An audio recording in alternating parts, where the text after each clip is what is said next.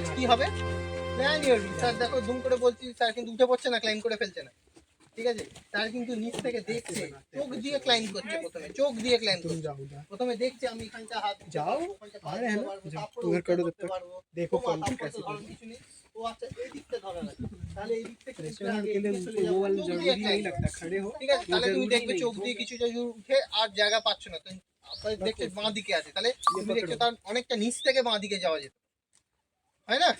হ্যাঁ, তো সেই হিসেবে আমরা যখন গাড়ি চালাই কিছু দূর যাওয়ার পর দেখছি যে পাশের জায়গা নেই, মানে পাশে গলিটাতে যেতে পারবো না, তার জন্য সামনে অনেকটা এগিয়ে গিয়ে ইউটার্ন করতে হবে। এটা যদি আগে থেকে জানতাম তাহলে আগেরটাতেই আমরা ইউটার্ন নিয়ে চলে আসতে পারতাম। এই জন্য আমরা যদি প্ল্যান করি তাহলে আমাদের শরীরের শক্তিটা কম খরচা হয়। পকেটে যদি আমার কাছে 5 টাকা থাকে, ঠিক আছে, আর আমি একটা জিনিস যেটা কিনতে যাচ্ছি সেটার দাম যদি 4 টাকা হয়ে থাকে, আর সেই জিনিসটা কিনবার আগেই আমি সেটার দামও জানলাম না, যেতে যেতে ট্রেনে করে যাচ্ছি, কে 2 টাকার নকুলদানা বিক্রি করছিল, আমি কিনে ফেললাম, 5 টাকা থেকে 2 টাকা বেরিয়ে গেল, এবার পরে হচ্ছে 3 টাকা। এবার গিয়ে আমি জানলাম যে যে জিনিসটা আমি অ্যাকচুয়াল কিনতে যাচ্ছি তার দাম 4 টাকা। বাড়ি থেকে তোমাকে 5 টাকা দিয়ে বেরিয়েছিল, তুমি কিনতে পারতে সেই জিনিসটা, কিন্তু মধ্যিখানে তুমি এক্সট্রা এদিক ওদিক না জেনেই তুমি খরচা করে ফেলেছো।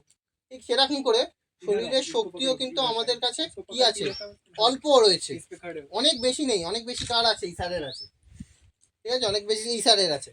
যারা এইদিকে ইনস্ট্রাক্টর হয়ে রয়েছে আমাদের কাছে প্রচুর অফুরন্ত, আমরা অমিতাভ বচ্চন প্রচুর পয়সা খরচা করতে পারি, এত খরচা করার পরও আমাদের কাছে থাকবে এবং ঠিকগুলো বোঝাবে। তো স্যারের আঙুল, হাত, পা, বডি ল্যাঙ্গুয়েজটাকে মন দিয়ে ফলো করবে, ঠিক আছে? আর আমি তোমাদেরকে যে রুলসগুলো বলছি সেগুলো একটু মাথায় রাখবে বা খাতায়ও লিখতে পারো। তোমরা নিশ্চয়ই জানো যে তোমাদের শেষ দিনে একটা এক্সামিনেশন আছে, ঠিক আছে? তো এক্সামিনেশনে কি কি কোয়েশ্চেন আসতে পারে সেগুলো কিন্তু এগুলোই কিন্তু একটা আমাদের বলবার ধরন, ঠিক আছে? আমরা বলে দিচ্ছি, শুনিয়ে দিচ্ছি, তখন কিন্তু জিজ্ঞেস করবে না যে কি এক্সামে আসতে পারে।